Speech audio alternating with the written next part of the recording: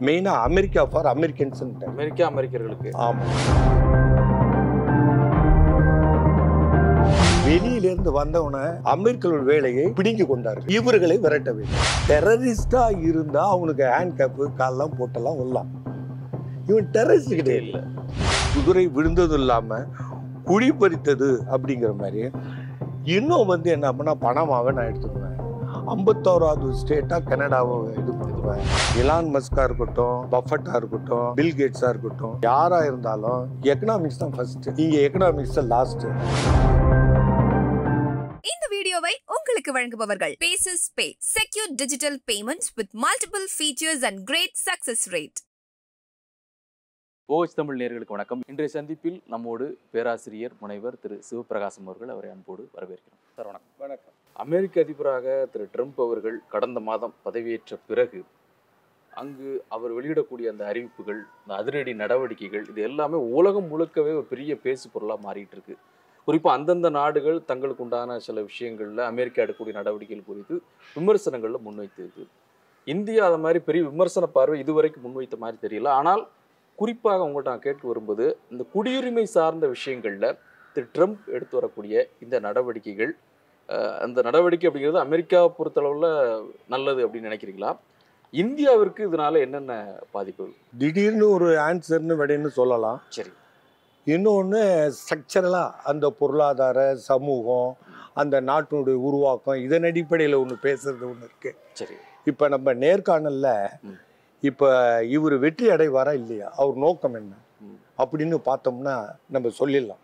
ஒரு நாள் என்ன அவர் முதல்ல தேர்தலுக்கு முன்னாடி வச்சு கமலா ஹாரிஸை தோற்கடிப்பதற்கு காரணம் என்ன அப்படின்னா மெயினாக அமெரிக்கா ஃபார் அமெரிக்கன்ஸ். அமெரிக்கர்களுக்கு. ஆமாம், அமெரிக்கர் எப்படி நம்ம சொல்லுவோம்ல, 1956 மொழிவழி தேசிய இனங்கள் அடிப்படையில் இந்திய மாநிலங்கள் பிரிக்கப்பட்ட பிறகு பெரியாரே சொல்கிறார் தமிழ்நாடு தமிழருக்கு அப்படின்னுது. அதுபோல் இங்கே என்ன ஆயிடுச்சு, ட்ரம்ப் எப்படி கடைசியில் அப்படின்னா அந்த மண்ணின் மைந்தர்களுக்கு முக்கியத்துவம் கொடுக்கணுங்கிறதுல வந்துடுது. அப்போ அமெரிக்கன்ஸுக்காக தான் அமெரிக்கா, மற்றவங்க கிடையாது அப்படின்னு சொன்னார். ஜெயிச்சிட்டாருன்னா வரலாறு காணாத ஒன்று. அதே நேரத்தில் நம்ம இன்னொன்று பார்க்கணும், டிக்ளேர்டு கிரிமினல் அவர். சுப்ரீம் கோர்ட், அமெரிக்கன் சுப்ரீம் கோர்ட்டால் அவர் குற்றம் நிரூபிக்கப்பட்ட ஒரு கிரிமினல். அந்த சார்ஜஸ் லெவல்டு எகென்ஸ்ட் ஹிம் ஒரு ப்ரூவ் டு பி ட்ரூ. இவர் கேட்டார், இம்யூனிட்டி கொடுங்கன்னெல்லாம் கேட்டார். அதெல்லாம் கொடுக்க முடியாதுன்னு அதோட தான் பதவி ஏற்றார். அது என்ன தெரியுமா, சென்டென்ஸ் அனௌன்ஸ் பண்ணலை, தண்டனை. மற்றபடி இது மாதிரி டிக்ளேர் பண்ணி வந்துட்டார். ஆனால் இதெல்லாம் மீறி அமெரிக்கர்கள் அவர் வந்ததுன்னா அமெரிக்காவில் பொருளாதார சிக்கல் தான், கிரைசிஸ், எக்கனாமிக் கிரைசிஸ். அப்போ என்ன அப்படின்னு நீங்கள் பார்த்தீங்கன்னா அமெரிக்க பொருளாதாரத்தில் முதன்மையாக இருப்பது, முந்தி இருப்பது என்னன்னா வேலை தான். வேலை தான் உங்களுக்கு உண்டு. இப்போ இங்கே வேலை இல்லாதவன் பணக்காரனாக இருப்பான். புரியுதுங்களா? இங்கே நம்ம நாட்டில் அன்எம்ப்ளாய்மெண்ட்டை வச்சு நீங்கள் திரும்ப முடியாது. எம்ப்ளாய்மெண்ட்டில் உள்ளவன் ஏழையாக இருப்பான். இங்கே இந்த பாவர்ட்டி லைன்லாம் ஃபிக்ஸ் பண்ணும்போது பெரிய டிபேட்டு வந்தது. ஏன்னா இந்த 3ஆம் தர நாளில் பெரிய லேண்ட்லார்டாக இருப்பான், எந்த வேலைக்கும் போக மாட்டான், அவன் பையன் போக மாட்டான், பரம்பரை சொத்தை வச்சுக்கிட்டு இருப்பான். அதனால் வேலையில் இல்லாதவன் பணக்காரனாக இருப்பான், வேலை இருக்கவன் வறுமை கோட்டின் கீழே இருப்பான். இந்த இதெல்லாம் அமெரிக்காவில் அப்படி கிடையாது. இஃப் இஸ் அன்எம்ப்ளாய்டுன்னா இஸ் புவர் தான், வேலை இல்லாமல் இருக்க முடியாது. அப்போ இங்கே என்ன ஆகிடுது, எம்ப்ளாய்மெண்ட்டை கிரியேட் பண்ணால் இவன் என்ன பண்ணிட்டான், பட்டுன்னு வேறு மாதிரி எல்லாம் சோசியல் பேட்டர்ன் அப்படியெல்லாம் போக முடியாது, சீனா மாதிரி போக முடியாது. பட்டுன்னு என்ன பண்ணிட்டான், இமைக்ரண்ட்ஸு வெளியிலேருந்து வந்தவன் அமெரிக்கர்கள் வேலையை பிடுங்கி கொண்டார்கள், இவர்களை விரட்ட வேண்டும். இதுதான் 1 பாயிண்ட் ப்ரோக்ராம் ரொம்ப இதாக வச்சான்.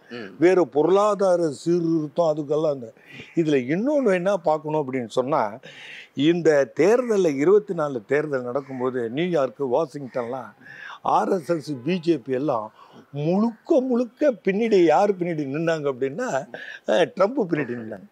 ஏன் நின்னாங்கன்னா இவர் மாடும் விஷ்ணுலாம் சொல்லிக்கிட்டாங்க. இங்கே புத்தரை 9வது அவதாரம் 10வது அவதாரம் அப்பப்போ அந்த அவதாரத்தை மாற்றிக்கிறது.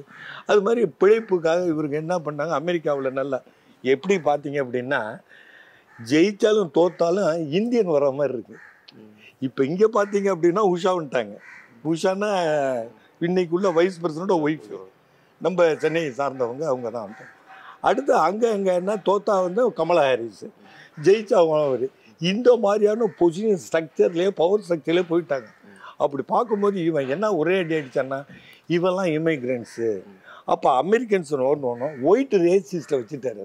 சரி, இதுதான் முக்கியமானது. இந்த இடத்துல வந்து பார்த்தீங்கன்னா அமெரிக்கன் வந்து வெரி மச் இம்ப்ரெஸ்டு. அப்போ இந்த விஷயம் அவங்களுக்கு வந்து பெரிய அளவில் ரொம்ப ஏன்னா வறுமையில் உள்ளவனுக்கு ஏதாவது இப்போ இந்த டிசிஷன் வந்து எடுத்த டிசிஷன் அதை பெரிய முழக்கமாக வைக்கிறாரு, ஜெயிச்சு வர்றாரு, அவர் நம்புறாங்க, வந்துட்டான். அது அவங்க நாட்டை பொறுத்தளவுல அவர் எடுத்த முடிவு அப்படிங்கிறது ஒரு சரியான முடிவா, இல்ல அது வேற மாதிரியான ஒரு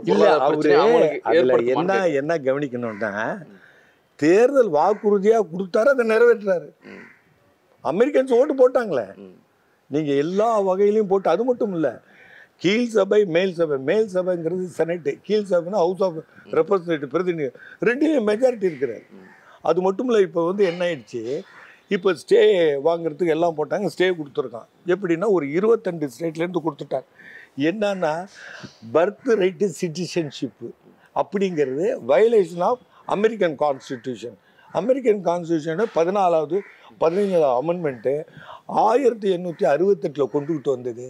அதுபடி தவறு. ஆனால் இவர் சொன்னது செல்லாதுன்றது ஸ்டே ஆர்டர் கொடுத்துருக்கான்.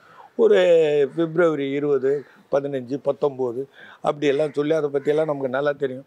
பல பேர் அதுக்கப்புறம் குழந்தை பிறந்ததுன்னா சிட்டிசன்ஷிப் கிடையாது. அதனால முதல் கேள்வி கேட்டேன், அந்த குடியுரிமை சார்ந்த விஷயங்கள் இவர் எடுக்கக்கூடிய நடவடிக்கை தான் இல்லீகல் அப்படின்னு சொல்கிறாங்க.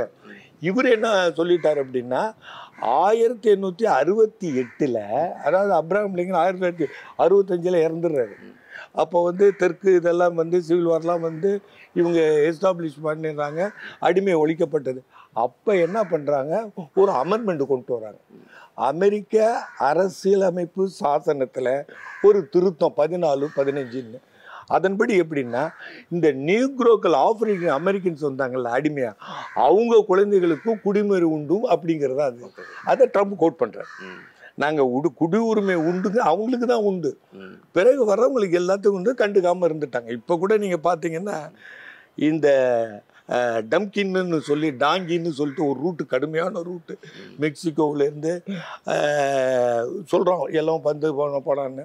அப்போ வந்து என்ன ஆகிடுது, இந்த டாங்கி ரூட்டெல்லாம் போய் பார்த்தா ரொம்ப மிக கடுமையானது. அப்போ இந்த கடுமையான ஒரு மீறி இவங்க ஏன் அங்கே போகிறாங்க அப்படின்னா, வாழ்வும் வளமும் கிடைக்கும் அப்படின்னு. ஆனால் இவனுக்கு முன்னாடியே, இப்போ நீங்கள் ஒரு வாரத்துக்கு முன்னாடி நீங்கள் இந்த பேப்பரை பார்த்தீங்கன்னா, குருத்வாரில் உள்ள பூந்து ரெய்டு அடிக்கிறான். அந்த ரெய்டு அடித்ததும் என்ன ஆகிடுச்சு, எல்லாம் ஹோலி பிளேஸில் ரெய்டு அடிக்கக்கூடாது அப்படின்னு ட்ரம்ப்புக்கு. ஏன்னா ப்ரிப்பேர்டாக எது வந்தாலும் சரி அதை சமாளிக்கணும், இவங்களை விரட்டணுங்கிறதுல ட்ரம்ப் இருக்காங்கிறதுக்கு இது ஒரு அத்தாட்சி. உடனே என்ன பண்ணால், நீங்கள் இந்த பர்த் ரைட்டு சிட்டிசன்ஷிப்பு வயலேட்டடு அதை வென்ற முடியுங்கிறது சொல்ல வர்றேன். அவ ஏன்னா மெஜாரிட்டி இருக்குது. இப்போ வந்து வேணா தோத்துட்டு சுப்ரீம் கோர்ட்னா அமெண்ட்மெண்ட்டாக சுப்ரீம் கோர்ட்டில் என்ன செய்வோம், இப்போ நம்ம சுப்ரீம் கோர்ட்டில் என்ன அரசியல் சிஸ்டத்தில் என்ன இருக்கோ அதை தான் ரெண்டர் பண்ண முடியும். ஏன்னா ஆமாம், லெஜிஸ்லேச்சருங்கிறது சட்டமாக்குறது எம்எல்ஏஸ் எம்பிசி இவங்க தான். அதை இன்டர்பிரிட்டேஷன் வந்து கொடுக்கறது சுப்ரீம் கோர்ட்டு. வேற ஒன்று, அது வந்து லா மேக்கிங் பாடியில் இருக்கிற லா தான். அதை தான் இவன் என்ன சொல்லிட்டான், 1868 கொண்டுக்கிட்டு வந்தபடி நான் ரைட்டு தான் அப்படின்னு அமெண்ட்மெண்ட் பண்ணி ஜெயிச்சிருவாங்க அப்படின்னு லீகல் லூமினரிஸு சொல்லலாம். அட்டார்னி ஜெனரல் எல்லாம் என்ன, சொலிசிட்டர் ஜெனரல்லாம் என்ன சொல்கிறோம் அமெரிக்காவில், இது ஒன்றும் பிரச்சனை இல்லை, ட்ரம்ப் வில் சக்சீடுன்னு. இப்போ வந்து நம்ம என்ன பார்க்க வேண்டியிருக்கு அப்படின்னா, இந்த வேலையில்லா திண்டாட்டத்தை இவன் போக்க முடியுமா அப்படிங்கிற ஒரு கொஸ்டின் இருக்குது. இப்போ அதுக்கு தான் என்ன பண்ணுறான், இங்கேயே மேனுஃபேக்சரிங் பண்ணணும். மேனுஃபேக்சரிங்னா இங்கே தயார் பண்ணணும். தயார் பண்ணுறதுக்கு என்ன பண்ணணும் அப்படின்னு சொன்னால், இறக்குமதியை குறைக்கணும். இல்லைன்னா இறக்குமதியை குறைக்கணும்னு என்ன, டாரிஃப் போடணும். அதை தான் இப்போ நீங்கள் பார்த்தீங்கன்னா கொலம்பியா, மெக்சிகோ, கனடா இதுக்கெல்லாம் வந்து 25% எல்லாம் போட்டான். உடனே மெக்சிகனுடைய பிரசிடென்ட் வந்து அவங்க மார்க்சிஸ்ட், அவங்க கம்யூனிஸ்ட், உடனே வந்து எல்லாம் பேசிக்கிச்சு, நாங்கள் எல்லையில் வந்து ஆளுங்களாம் நிறுத்தணும், இது பண்ணுறோம், போடாதீங்க அப்படின்னு சொல்லி நாங்களே எடுத்துக்கிறோம் அப்படின்னு சொல்லி இது ஒரு காம்ப்ரமைஸ் பண்ணி இவன் நிறுத்தி வச்சுருக்கான். ஒரு 30 days போல் நான் நிறுத்தி வைக்கிறேன் அப்படின்னு. இது அது மட்டும் இல்லை, குதிரை விழுந்ததும் இல்லாமல் குழி பறித்தது அப்படிங்கிற மாதிரி இன்னும் வந்து என்ன பண்ணா பணமாவே நான் எடுத்துக்குவேன், 51வது ஸ்டேட்டாக கனடாவை இது பண்ணுவேன். இப்படி என்ன பண்ணா எல்லாத்தையுமே இவன் ஆக்கிரமிக்க. அது மட்டும் இல்லை, லேட்டஸ்ட்டாக பார்த்தீங்க என்ன சொல்லிட்டான், நெத்தனியாக வச்சுக்கிட்டு காசா பகுதியை அமெரிக்கா டேக் ஓவர் பண்ணிக்கும் எடுத்துக்கிட்டு. என்னன்னா விலரா அப்படின்ட்டு பிரெஞ்சு நாட்டில் இருக்குது. அதே போல் நான் வந்து உலகத்தில் உள்ளவங்க எல்லாரும் வந்து இங்கே இருக்கிறது மாதிரி அப்படின்னு சொல்லி அதை அவனை சேர்ந்தவர்களே ஏற்றுக்கொள்ளவில்லை. ஏன்னு கேட்டிங்கன்னா 2 நேஷன் தியரின்னு சொல்லி பாலஸ்தீனத்தையும் இவனையும் அங்கீகரிக்கணும், இஸ்ரேலியனும் முடிவானது. அமெரிக்காவும் ஒத்துக்குச்சு, யுஎன்ஓவும் ஒத்துக்குச்சு. அப்படி அது மட்டும் இல்லை, இப்படி அமெரிக்க உயர்ச்ச நீதிமன்றம் கிரிமினல்னு சொன்னதோ அதே மாதிரி யுனைடெட் நேஷன்ஸ் நீதிமன்றம் யாரை சொன்னது, பெஞ்சமின் நேத்தன்யாகுவை வார் கிரிமினல் டிக்ளேர் பண்ணிடுச்சு. இப்போ இந்த 2 கிரிமினலும் சேர்ந்து என்ன பேசுகிறான்னா, உலகத்தில் எஸ்டாப்ளிஷ்டு ரைட்ஸு, அட்டானமி, இந்த சாவர்னிட்டியை மீறி அதை நான் எடுத்துக்குவேன், எடுத்துக்கிட்டு அதை ரொம்ப டெவலப் பண்ணுவேன். இப்போ இந்த இது மாதிரி எல்லாம் கேஷினோன்னெல்லாம் சொல்லுவான், அதில் வேற ஒன்றும் இல்லை, மது மாது சூது இதுதான் இருக்கும். இது உலகத்தில் உள்ளவெல்லாம் கொண்டு வருவேன். அந்த மிடில் ஈஸ்டில் மத்திய தர கிழக்கு நாடுகள்லாம் மிக செழிப்பாக இருக்கும். அதை நான் வந்து மாடலாக வைப்பேன் அப்படின்னு இவன் வளர்றான். இவன் ஏன்னா இவன் பேசிக்காக ரியல் எஸ்டேட் ஓனர். அதுக்கு தகுந்தபடி என்ன பண்ணால் அதில் உள்ள ரியல் எஸ்டேட் சீஃப் யாருன்னா அவன் ஒரு யூதான். இவன் மர்மம் ஒருத்தர் இந்த ரியல் எஸ்டேட். இந்த பசங்க சேர்த்து எதை பார்த்தாலும் என்ன பண்ணுறான்னா ரியல் எஸ்டேட் பிஸ்னஸ் மாதிரி பண்ணிட்டான்.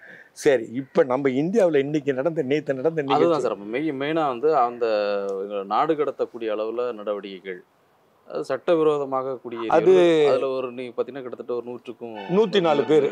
அதே வந்து ஃபிகரே சரியா புரியல. சரி, அதான் 104 பேர் மொத்தம் சொன்னது. இப்போ முதல் முறையாக பஞ்சாப்ல வந்து அவங்க இறங்கினவங்களில் 104 பேர் அப்படின்னு சொல்றாங்க. அதுல மேக்ஸிமம் பஞ்சாப் மாநிலத்தை சேர்ந்தவர். ஆமா, அதுல குஜராத்தி 33 மேக்ஸிமம் பஞ்சாப். கடைசியில 100 தான், 104 முடிச்சிருக்காங்க சார். அப்ப அவங்கன்னா எங்களை வந்து துன்புறுத்தலுக்கு ஆளானோம் அப்படிங்கிற மாதிரியான அவங்களுடைய ஸ்டேட்மெண்ட். இதுல என்ன நடந்திருக்கு அதுல? அந்த ரூல் படி அது ரைட்டுங்க. நான் ஒன்று என்னுடைய எக்ஸ்பீரியன்ஸ் சொல்றேன். சரி, நான் வந்து சின்சினாட்டில நயகரா போறேன். நான் வந்து கோட்டு போட்டிருப்பேன். என் பையன் கோட்டு போட்டுவிட்டு போவேன்டா, சும்மா சாதாரணமாக போப்பேன் அப்படின்னா. நயகராவில் போய் 3 நாள் தங்கினேன். போகும்போது என்ன, இந்த கொலம்பஸ்ங்கிற பகுதியில் கார் நின்றுது, பஸ்ஸு நின்றுது. நின்றுது இறங்கினா பெரிய லேக்கு, கண்ணு அக்கறையே தெரியல. அது நயகரா தண்ணியே சுழந்து வருமா அதுக்குன்ட்டு இறங்கின வேடிக்கைலாம் நின்று பார்த்து திரும்ப 2 போலீஸ் நிற்கிறான். போலீஸ் நான் ஒன்றும் பயப்பில்லை, எனக்கு ஒன்றும் இல்லை, ஆள் நல்ல டாலாக ஹெப்டி. அங்கே போலீஸ்னா நீங்கள் 6 அடி வரணும், 6 பேரும் 6 அடி வர இருப்பான். 45 இன்ச்சு 36 இன்ச்சுன்னா அதே மாதிரி இருக்கும். அந்த மாதிரி செலெக்ஷன். என்னன்னா டேக் ஒரு பாஸ்போர்ட் தான் நான் எடுத்துகிட்டு போகல. அவன் பின்னாடி இது வச்சுருக்கான், அந்த கப் போடுறதுக்கு ஹேண்ட் கப் பொறுத்து வச்சுருக்கான். ஒன்று வந்து வேர் ஆர் யூ ஃப்ரம் அப்படின்னா, இது மாதிரி Cincinnati. What kind of passport you are having, are you citizen of America? No, I am not citizen தான் நான் சொன்னேன் இங்கிலீஷில். இங்கே வர்ற சிட்டிசனை, இங்கே டூரிஸ்ட் யார் இருந்தாலும் passport must be carried by you. Passport எடு அப்படின்னு, அதர்வைஸ் வில் பி அரெஸ்டட் அப்படின்னு. நான் வந்து உடனே வாட் இஸ் ஃபார் ஏஜ்னா உடனே சொன்னேன். நான் 60 கிராஸ் பண்ணேன், சீனியர் சிட்டிசன் ஆகிட்டேன். What is the number of the passport தான் எல்லாத்தையும் சொன்னேன். பாஸ்போர்ட் நம்பர் எல்லாமே மனப்பாடமாக தெரிஞ்சு, என்னைக்கு வந்த, என்னைக்கு போகிற, எங்கே தங்கியிருக்க, இப்போ நயகரா போனால் எங்கே லாட்ஜில் தங்க போகிறேன், எல்லாத்தையும் சொன்னேன். சரி, பிகாஸ் ஆஃப் அவர் ஏஜ் யூஆர் லெட் ஆஃப், ஏஜ்னாலும் ஒன்று விடுறேன் அப்படின்னா. அதே மாதிரி நயகரா இறங்குறதும் அங்கே போலீஸ் என்ன கேட்குறான். அந்த நேரத்தில் என்னன்னா ட்வின் டவர் ஒன்று அடிபட்டது. அப்புறம் விடுதலை புலிஸ் டெரரிஸ்ட்டு. இப்போ நான் இதில் என்ன சொல்ல வரேன்னா, நீங்கள் டெரரிஸ்டாக இருந்தால் அவனுக்கு ஹேண்ட் கேப்பு காலெலாம் போட்டெல்லாம் வரலாம். இவன் டெரரிஸ்ட் கிடையாது. அதுதான் என்ன ஆயிடுச்சுன்னா, இப்போ இந்தோ சீன பாய்னு நேருவும் சூழல்லாம் அந்த காலத்தில் 1962 இருந்துட்டு சண்டை நடந்தது நம்ம பார்த்தோம். அதேமாதிரி இப்போ என்ன ஆயிடுச்சு, ட்ரம்பும் இவரும் ஆவுடி மோடி அதெல்லாம் பெரிய ஊசல்லாம் கொடுத்து கடைசியில் ஃபிசில்ட் அவுட்டு. என்ன ஆயிடுச்சு, இதுக்கு பின்னாடி உள்ளதை நம்ம பார்க்கணும். அங்கே தான் இப்போ நேர்காணலில் ரொம்ப பேர் ஏன் ஹி வாஸ் நாட் இன்வைட்டட் அப்படிங்கிறது முக்கியம். ஓத்து டேக்கிங் செரிமனிக்கு ட்ரம்புனுடைய பதவியேற்பு விழாவுக்கு எல்லாரையும் கூப்பிட்டான். சும்மா சாதாரண துக்கடா பசங்களாம் நிறைய பேர் கூப்பிட்டான். மோஸ்ட் பவர்ஃபுல் கண்ட்ரியில் ஒன்று என்னன்னா மக்கள் தொகையிலையும் பொருளாதார செழுமையிலையும் ஓரளவு நல்ல நாடு, நம்ம நாடு ஃப்ரெண்ட்லியாக உள்ளது. அமெரிக்காவா சீனாவா அப்படின்னா அமெரிக்காட்ட தான் நெருக்கம் நம்ம. அப்படி செகண்ட் ஹோமு அமெரிக்கா. அப்படி இருக்கிறதுல இவர் இன்வைட் பண்ணல. அப்போ அதை பற்றி அனலைஸ் பண்ண நம்ம மீடியாவில் பண்ணலை. என்ன பண்ணான் அப்படின்னா, இவரை ஆன்டி மைனாரிட்டி கிறிஸ்டியன் முஸ்லீம்ஸுக்கு மிக கடுமையாக எதிர்ப்பாக இருந்திருக்கிறாரு. இங்கே வந்து பெருசாக பேசுகிறாரு. இது என்னன்னா, அங்கே ஒரு கமிஷன் இருக்குது, ஹியூமன் ரைட்ஸ் கமிஷன். அதில் முக்கியமாக டைரக்டர் யாருக்குன்னா தில்லான்னு ஒருத்தவங்க பஞ்சாபி லேடி. அவங்க என்ன பண்ணால் இங்கே பஞ்சாப் வந்துட்டு இந்த ஃபார்மேட்ஸில் வந்து ரொம்ப கொடுமையாக நடந்தது, அதில் நிறைய பேர் இறந்தது, அந்த இதெல்லாம் இவர் ஏற்றுக்காமல் சும்மா பாஸ் பண்ணிட்டு மிக கடுமையாக கொடுமையாக விவசாயிட்ட நடந்துறாரு. Gross violation of human rights. மந்திரி எல்லாம் காரு உள்ள விட்டு அடித்தது, கொலை பண்ணது, இதெல்லாம் பண்ணதும் அவங்க இதே மாதிரி சர்ச் இது பண்ணது எல்லாத்தையும் ரெக்கார்ட் பண்ணி கொடுத்துட்டாங்க கவர்மெண்ட்டு, யுஎஸ்ஏ கவர்மெண்ட்டில். இதில் நம்ம ஆளுங்களுக்கும் அவங்களுக்கும் என்ன வித்தியாசம்னா, ரூல் ஆஃப் லாவில் கரெக்டாக இருப்பாங்க. இவன் அப்படி கிடையாது. இப்போ நீங்கள் இங்கே வந்து பார்த்தீங்கன்னா கேத்தன் சர்மாலாம் இல்லை, இப்போ நீங்கள் சொன்னால் இப்போ இந்த மாதிரியான நெகட்டிவ் ஆஸ்பெக்ட் இருக்கனால ஒரு அழைப்பு விடுத்தா அது நமக்கு ஒரு நெகட்டிவ் ஆகும் அப்படிங்கிற. ஆமாம், அவன் அந்த நாடு டெமோக்ரஸியில் வந்து ரூல் ஆஃப் லா இல்லைன்னா அமெரிக்கா நடத்த முடியாது. இல்லை, இப்போ நீங்கள் பேசுகிற வச்சுலாம் பார்க்கும்போது சார், அது கைது பண்ண விஷயம், அவங்க அங்கே எடுத்த முடிவு, அவர் அதுக்கு சரி பண்ணிட்டாரு பார்க்கும்போது, இப்போ உங்கள் பார்வையில் அங்கே அவர் எடுத்துக்கிற நடவடிக்கைகள் சரிங்கிற மாதிரி தோணுது நீங்கள் சொல்கிறது. அவனுக்கு சரிதான். ஏன்னா நீங்கள் டெமோக்ரஸி அவன் ஓட்டு போட்டு வந்துருக்குறவன். நீங்கள் தவறுனா உங்களுக்கு யார், உங்களுக்கு ஓட்டும் கிடையாது, ஒன்றும் கிடையாது. அந்த இருக்கிறவன் சாதிக்கிறான், இல்லாதவன் போதிக்கிறான்னு நீங்கள் புத்தர் மாதிரி, இயேசு மாதிரி, காந்தி மாதிரி பேசிகிட்டு இருக்கலாம். அவன் வந்து ரியல் எக்ஸிக்யூட்டிவ். அதில் இன்னொன்று, இந்த குருத்வாரில் போய் ரைடு அடித்ததும் உடனே என்ன சொன்னால் கான்ஸ்டியூஷனுக்கு எகென்ஸ்ட்டு. எந்த கான்ஸ்டியூஷன்? அமெரிக்கான்ஸு எகென்ஸ்ட்டு அப்படின்னு சொல்லி அங்கே உள்ள இந்திய அமெரிக்கன்ஸு இவருடைய கவனத்துக்கு கொண்டு போனாங்க ட்ரம்ப்பு. அவன் சொன்னான், நான் ஒரு 68 ஆர்டரு ஜோ பைடன் போட்டதை கேன்சல் பண்ணல ஒரே நாளில், 200 போட்டான்ல, அதில் அதை கேன்சல் பண்ணிட்டேன். It is no more in operation தான். அதனால ஹோலி பிளேஸ்ன்னு ஒன்றும் கிடையாது இங்கே அமெரிக்காவில். சந்தேகப்பட்டா ரைட் அடிப்பான். அது கோயிலாக இருந்தாலும் சரி, அது வந்து சர்ச்சாக இருந்தாலும் சரி, சினகாகா இருந்தாலும் சரி, மாஸ்காக இருந்தாலும், குருத்வாரான்னு போவோம் அப்படின்னு அதுக்கும் பதில் சொல்லிட்டான். ஏன்னா அவங்க வந்து தெளிவாக லாப்படி தான் நடப்பாங்க. ஏன்னா கோர்ட்டில் போய் ஸ்டே வாங்கிடுவான், செல்லாதுன்னு சொல்லிவிடுவான். அதனால் என்ன நான் கூட சொல்ல அப்படின்னா, இந்த ஹேண்ட் கப்பு காலில் போடுறது அப்படிங்கிறது என்ன ஒன்றுன்னா, இவங்க ரிக்வஸ்ட் பண்ணலாம், அது ரூல் படி தான். அவன் என்ன அப்படின்னா லா படி தான் நான் நடத்தணும்னா. நீங்கள் இல்லீகல் இமிகிரேஷன் பிடிப்பான், கப் பண்ணுவான், உடனே கொண்டு போய் உள்ளே போடுவான். அது இன்னொன்று நான் சொல்கிறேன், ஜார்ஜ் ஃப்ளாய்டு கேஸ் நீங்கள் பார்த்தீங்களா? ஒரு கள்ளப்பணத்தை மாற்றினான்னு சொல்லி அப்படியே ஹேண்ட் கப் போட்டு மிதித்து உயிர் போகிறவரெல்லாம் கழுத்தில். அதெல்லாம் சார் இப்போ இவங்க வந்தவங்க சொன்னது, நாங்கள் வந்து அங்கே ஏஜென்சி ஒருத்தர் பேசுகிறத சொல்கிறேன். அந்த திருப்பி வந்த அனுப்பப்பட்ட ஆட்களை ஒருத்தர் சொல்கிறது, தப்பான ஏஜென்சி மூலமாக போயிட்டோம், அந்த ஏஜென்சி வந்து எங்களை வந்து ஏமாற்றிட்டாங்க, நாங்கள் போனது எங்கள் பிழைப்புக்காக தான், இதில் எங்களுடைய மிஸ்டேக்கும் நாங்கள் பார்த்ததில்ல. இவன் திருடனை திருடி விட்டு தெத்துற மாதிரி. இது வந்து இல்லீகல்னா இல்லீகல் தான். அவன் நம்ம மாதிரி வளவளான்னு கதை கேட்க மாட்டான்.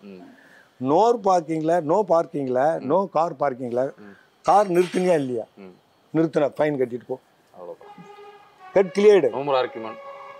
அதான் இங்கிலீஷ்லாம். இவன் அப்படி கிடையாது. நான் வந்து அதுக்காக வந்தேன், இதுக்காக வந்தேன், இந்த கதையெல்லாம் அவன் கேட்க மாட்டான். அவன் இங்கிலீஷ்காரனும் ரூல் ஆஃப் லா தான். அந்த மாதிரி தான் செய்யணுமே தவிர, இவங்க வந்து என்ன பண்ணியிருக்காங்க, இவ்வளோ ஃப்ரெண்டாலாம் பண்ணணுங்க, 18,000 பேர். ஆனால் இந்தியாவை பொறுத்த வரைக்கும் ஜெய்சங்கரை பற்றி ஜெய்சங்கர் நல்லாவே ஆக்ட் பண்ணார். 18,000 பேர் நாங்கள் எடுத்துக்கிறோன்ட்டாங்க. எல்லாரையும் விட இவன் உடனே இதெல்லாம் கொண்டுட்டு என்னன்னா அதை குயிக்காக ஒன்றும் செய்யலை. இதில் வந்து கோட்டை விட்டுட்டாங்கன்னு தான் நான் சொல்லுவேன். எப்படி கோட்டை விட்டாங்கன்னா, இங்கே ஏஜென்ட் குஜராத்திலாம் இருக்கான்ல, 45 லட்சம் 50 லட்சம் வாங்கிக்கிட்டு நேரடியாக அமெரிக்காவில் போய் இறங்க முடியாது. இவன் பெருங்குற நாட்டில் போய் இறங்கி மெக்சிகோவில் இறங்கி அப்புறம் 100 எல்லாம் போய் டங்கி ரூட்டுன்னு கழுத ரூட்டுன்னு அங்கே பஞ்சாபில் டங்கிங்கிறது இங்கிலீஷில் டாங்கி அவெல்லாம் போட்டு நிறைய பேர் செத்துக்கிட்டு இவ்வளவு மீறி அங்கே போக வேண்டிய அவசியம் என்ன? அப்போ என்ன ஆயிடுச்சு, பாருக்குள்ளே நல்ல நாடு பாரத நாடுன்னா இப்போ என்ன ஆயிடுச்சு, இங்கே பிழைக்க முடியல பண்ண முடியலன்னு இருக்கிற சொத்தெல்லாம் விற்றுட்டு அதில் ஒரு அம்மா என்ன கவரு, நாங்கள் பாப்பராயிட்டோம், பென்னிலெஸ்ஸாக போயிட்டோம், எங்களுக்கு உண்மையிலே இந்த 42 லட்சம் திருப்பி வாங்கி கொடுங்க, நாங்கள் எப்படி வாழ்கிறதுன்னு தெரியல அப்படின்னு.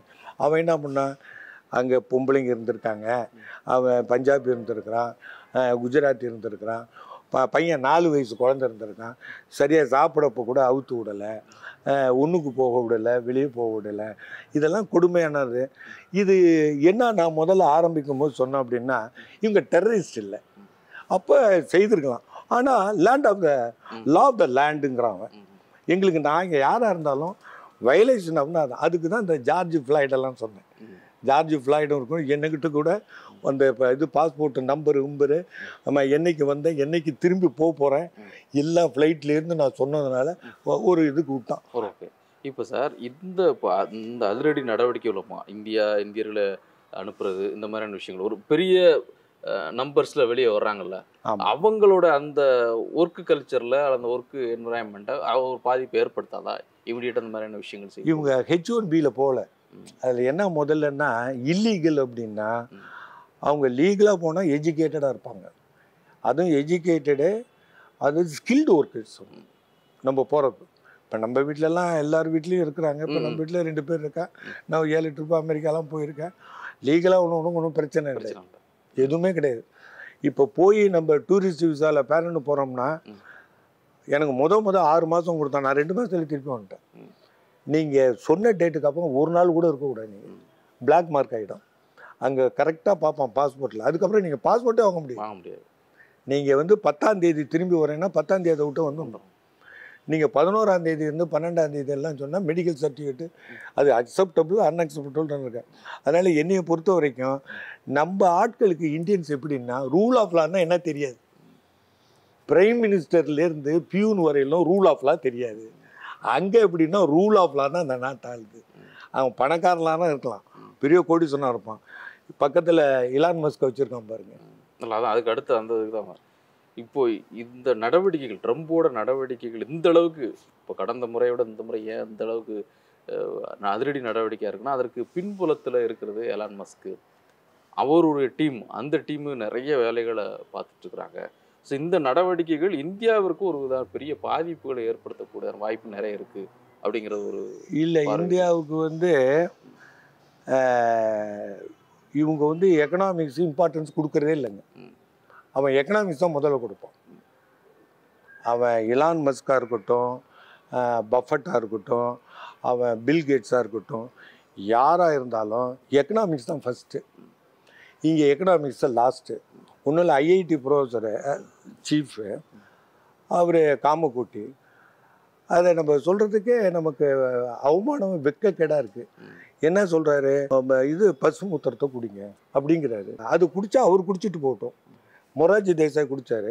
இங்கே பல பேர் ஆராய்ச்சி பண்ணி எல்லாத்துலேயும் அது கலைஞர் சொன்னார், சாக்கடை தண்ணி போய் குடிக்கிற மாதிரி அதில் ஏதாவது நல்லது இருக்குன்னா அதுக்குன்னு மாத்திரை மருந்து இருக்குது, அதை சாப்பிட்லாம்.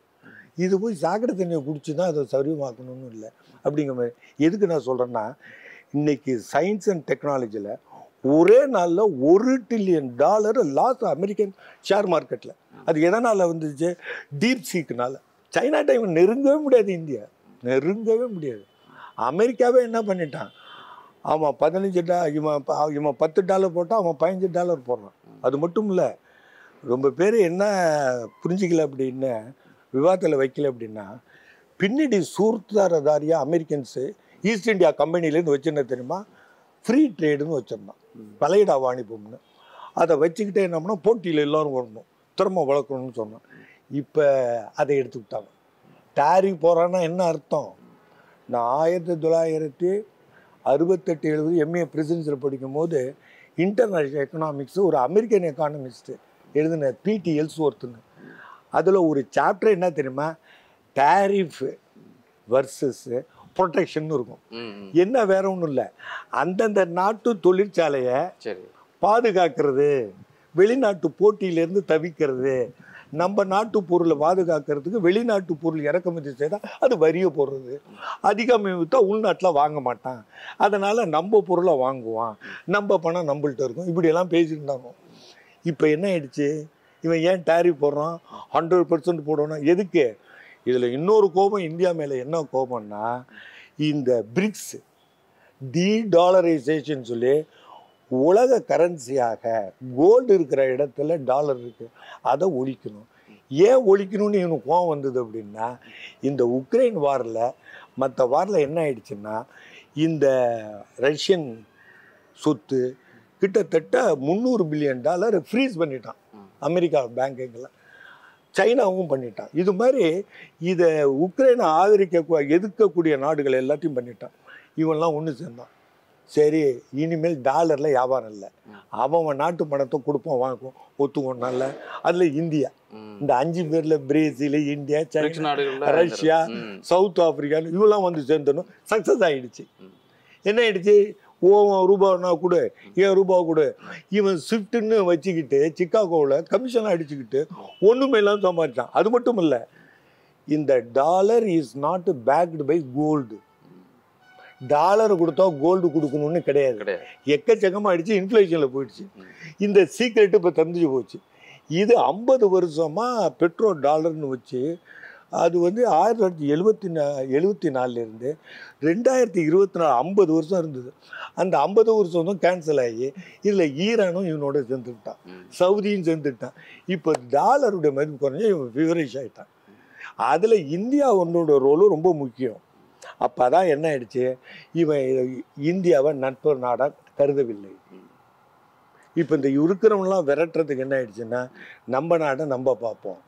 அதனால நான் வேர்ல்டு ஹெல்த் ஆர்கனைசேஷன் பட்டியலில் இந்தியா இல்லைங்கிறீங்க. இல்லை, வெளியில சும்மா சொல்லுவான், ஓப்பனாக சொல்லுவான், நடைமுறையில் காட்டிட்டான்ல, பதவி ஏற்புல கூப்பிடல, ஒன்றும் கிடையாது. அப்படியே world health organisation $130 billion cut பண்ணிட்டான். எங்க வேர்ல்டு ஃபுல்லாக உள்ள எய்ட்ஸ் எல்லாத்தையும் கேன்சல் பண்ணிட்டான்.